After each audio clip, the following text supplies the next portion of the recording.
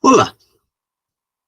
Este ano de 2023 marca o centenário de publicação do livro de Georg Lukács, História e Consciência de Classe. Trata-se aqui de um texto, de uma publicação do jovem Lukács e que sofreu, por parte do próprio autor, uma séria crítica em 1967. Lukács, nesta autocrítica de 1967, recusa o caráter messiânico que está contido em História e Consciência de Classe e mesmo o seu excesso de hegelianismo na mesma publicação. No entanto, Lukács vai considerar também, na sua autocrítica de 67, que existem pontos positivos em História e Consciência de Classe. Um destes pontos positivos é o que se refere a elaborar uma reflexão a respeito do que se deve considerar ortodoxia quando se fala do pensamento de Marx. Dos vários textos que estão contidos em História e Consciência de Classe, verifica-se, por exemplo, uma grande preocupação de Lukács com a questão do método. Um dos textos que vamos resgatar hoje investe também neste sentido. Trata-se aqui do capítulo intitulado Rosa Luxemburgo como marxista. Neste capítulo, Lukács presta uma espécie de tributo a Rosa Luxemburgo, que havia sido assassinada na Alemanha pelas forças da repressão. Lukács procura demonstrar como Rosa era uma teórica marxista de primeira linha e como ela colocou adequadamente vários problemas ligados ao desenvolvimento do capitalismo naquele estágio imperialista no qual o modo de produção capitalista havia adentrado. No entanto, nossas considerações de hoje não estarão voltadas ao resgate que Lukács faz das positividades contidas na obra de Rosa Luxemburgo e, em particular, no livro de Rosa Luxemburgo, Acumulação de Capital. Vamos resgatar, fundamentalmente, questões de caráter metodológicos, questões de caráter metodológicos que animam o pensamento de Lukács e que são resgatados pelo pensamento de Lukács. Dentre estes elementos está a preocupação de compreender a questão da dialética e como a dialética ela é uma teoria transformadora, uma teoria revolucionária ou que pode contribuir para pensar de maneira transformadora a realidade social. Não se trata aqui de autonomização do método, e sim de mostrar como que um método adequado para apreender a realidade pode ter, e efetivamente tem, desdobramentos no plano da praxis, no plano da teoria e da ação.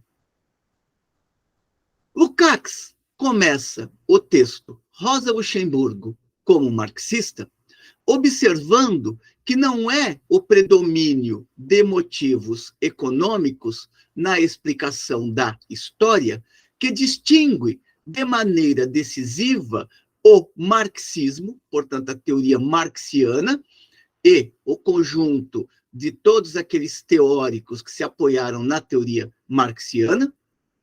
Não é o predomínio de motivos econômicos na explicação da história que distingue de maneira decisiva o marxismo da ciência burguesa, e sim o ponto de vista da totalidade, a apreensão da realidade sob a luz da totalidade. A categoria da totalidade, o domínio universal e determinante do todo sobre as partes, constituem a essência do método que Marx recebeu de Hegel e transformou no fundamento de uma ciência inteiramente nova.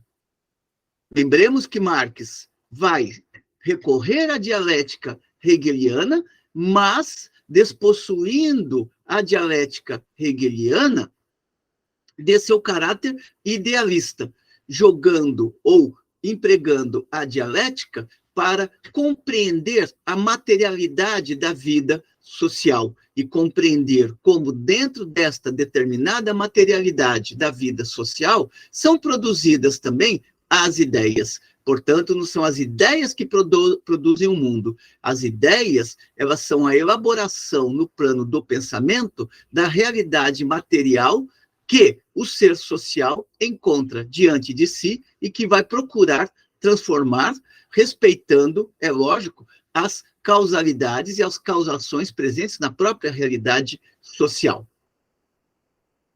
Prossegue Lukács observando que a essência do método em Marx, isto é, o ponto de vista da totalidade, é a consideração de que todos os fenômenos parciais são elementos do todo, e é aprendido, estas partes são aprendidas também como unidade dentro do todo.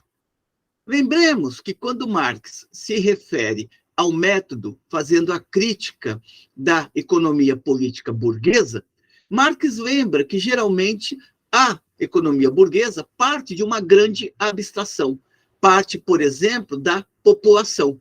E Marx lembra, mas é impossível pensar a população sem recorrer ao reconhecimento de que essa população está dividida em classes. Mas é impossível também apenas falar das classes, uma vez que estas classes, elas possuem particularidades. E assim Marx vai decompondo cada vez mais os elementos constitutivos da realidade, apreendendo estes elementos constitutivos, para depois voltar àquela realidade aprendida inicialmente apenas na sua forma empírica imediata e compreendê-la enquanto totalidade concreta, enquanto concreto pensado. Portanto, a essência do método, e aqui Lukács está resgatando esta dimensão, a essência do método é o ponto de vista da totalidade. Portanto, a consideração de todos os fenômenos parciais como elementos do todo. Estes elementos são apreendidos como unidade no plano do pensamento, mas não existem apenas no pensamento, existem na própria realidade. O que o pensamento faz é apreender estes elementos que são constitutivos da realidade e mostrar como que estes elementos estão conectados entre si, de tal modo a fornecerem uma explicação daquela realidade que o ser social tem diante de si. Portanto, o método dialético em Marx visa ao conhecimento da sociedade como totalidade. Lukács prossegue observando que para o marxismo, vejamos para a teoria de Marx fundamentalmente, para o marxismo não há, portanto, uma ciência jurídica específica, uma economia política e uma história específica, portanto, áreas de conhecimentos que são isoladas. Pelo contrário, todas elas são partes constitutivas da totalidade e expressões da totalidade.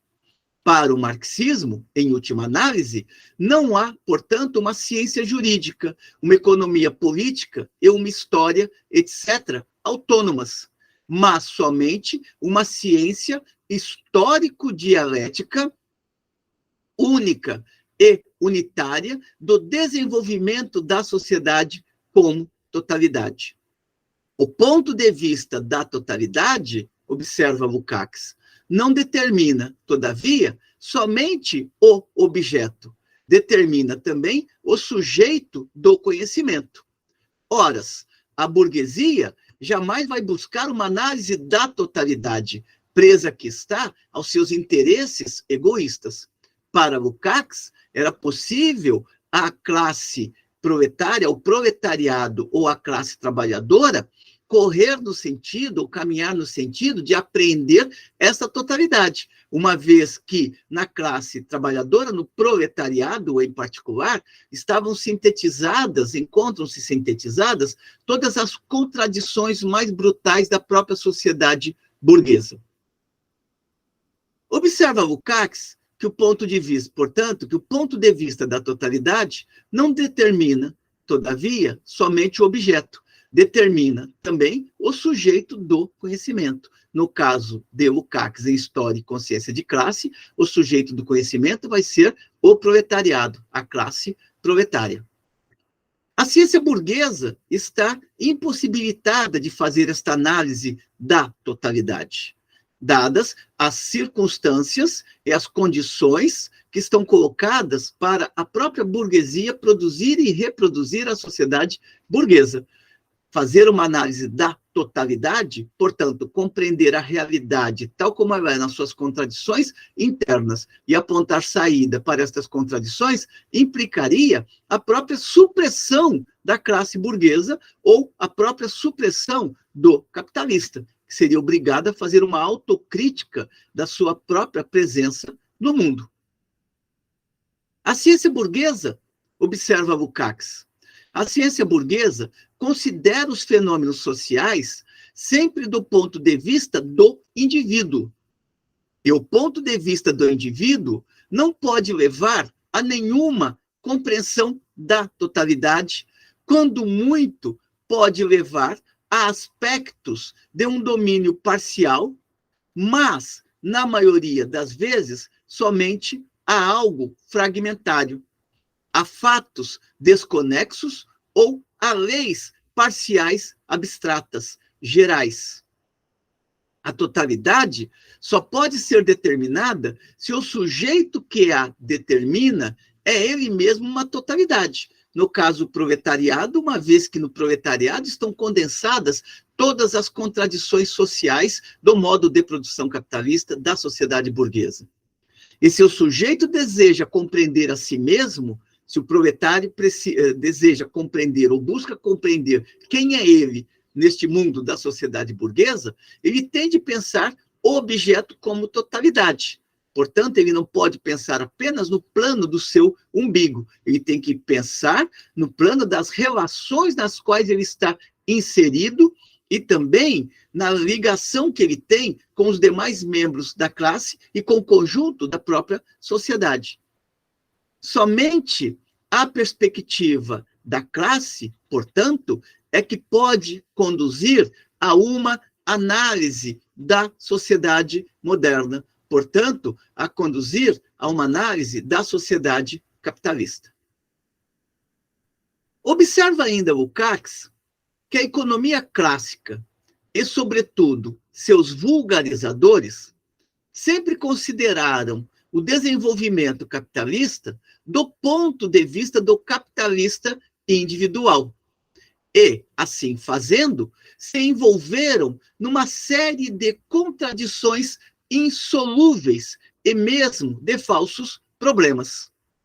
Caberá a Marx romper radicalmente com este método. Não que ele considere cada momento direta e exclusivamente do ponto de vista do proletariado. Antes, Marx, ao invés disso, Marx considera os problemas de toda a sociedade capitalista como problemas das classes que a constituem, sendo a dos capitalistas e a dos proletários apreendidas como conjuntos. Portanto, Marx não estará analisando nem apenas o que é a classe burguesa, muito menos, tão somente, o que é o proletariado. Ele está fazendo uma análise de totalidade para demonstrar o que implicam as relações capital e trabalho no mundo moderno.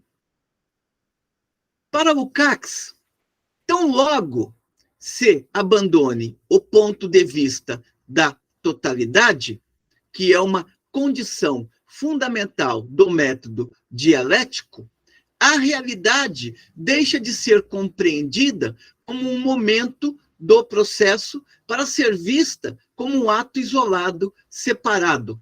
Portanto, a abordagem da totalidade implica compreender o movimento da sociedade, tal como este movimento está posto em determinada quadratura histórica.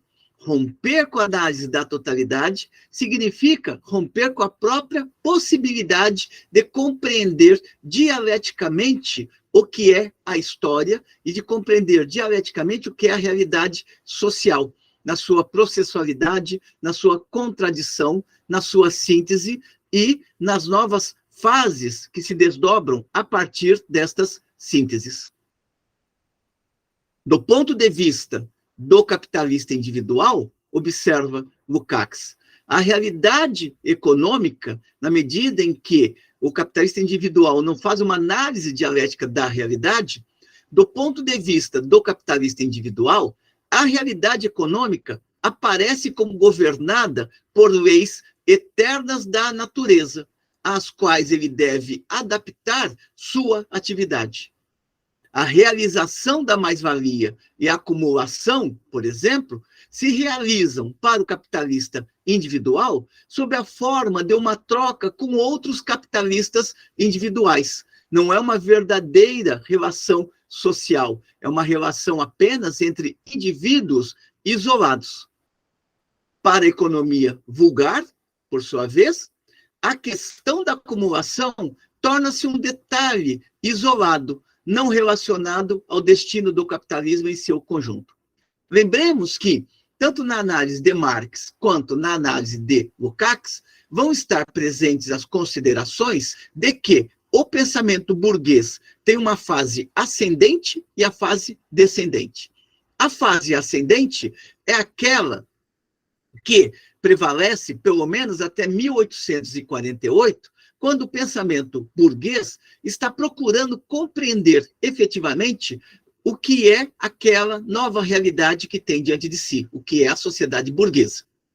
Com a entrada do proletariado em cena em 1848, o pensamento burguês, ou a ideologia burguesa, ela entra em declínio, no sentido de que recua na busca de compreender o que é a sociedade burguesa para produzir uma forma de pensamento que busca cada vez mais mistificar o que é esta sociedade burguesa.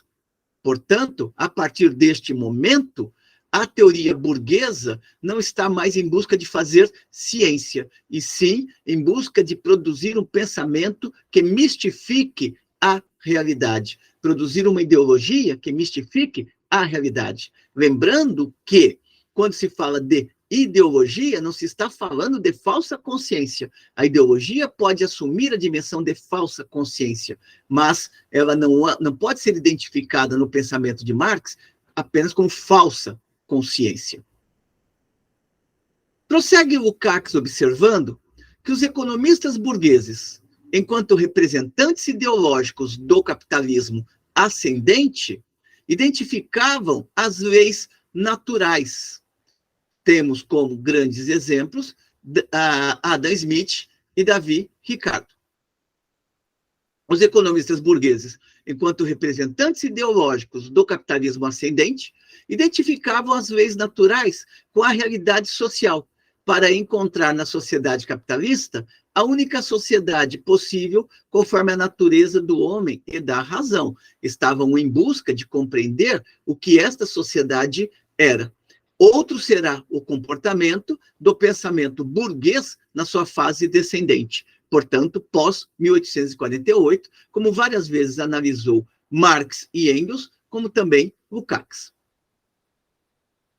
Lukács observa ainda, neste texto, que o problema central do método dialético remete à compreensão exata da posição dominante que ocupa a categoria da totalidade.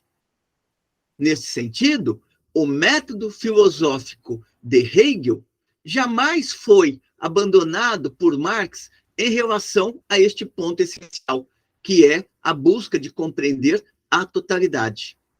Pois a unificação hegeliana dialética do pensamento e do ser, das ideias produzidas e da materialidade da vida existente, a concepção de sua unidade, comunidade e totalidade de um processo, formam a essência da filosofia da história do materialismo histórico.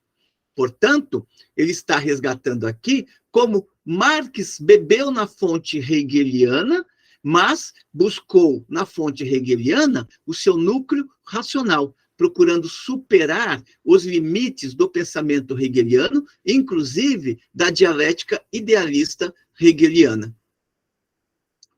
Para Lukács, o método dialético trata sempre do mesmo problema, o conhecimento da totalidade do processo histórico. É fundamental sempre ter presente isto quando se analisa o pensamento de Marx.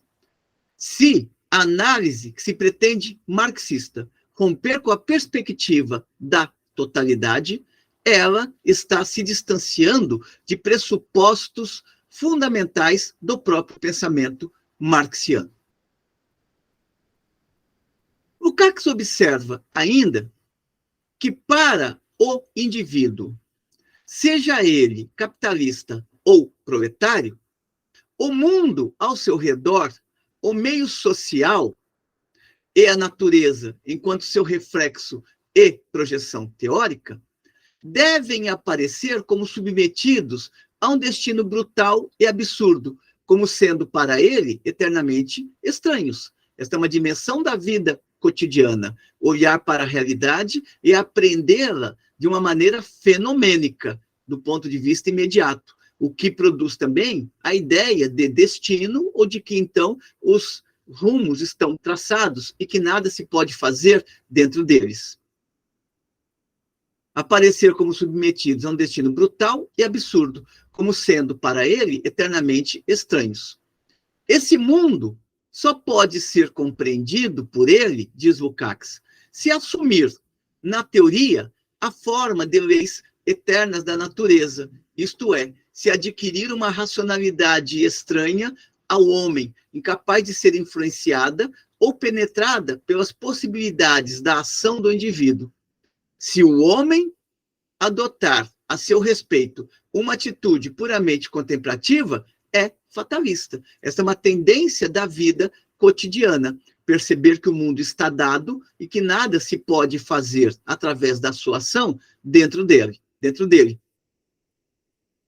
Num mundo como esse, a possibilidade da ação oferece dois modos aparentes de mudar o mundo: a utilização para fins humanos determinados das leis imutáveis aceitas como fatalismo, ou seja, se comporta dentro deste mundo de uma maneira resignada, ou então busca construir uma ética individual abstrata para continuar existindo dentro deste mundo.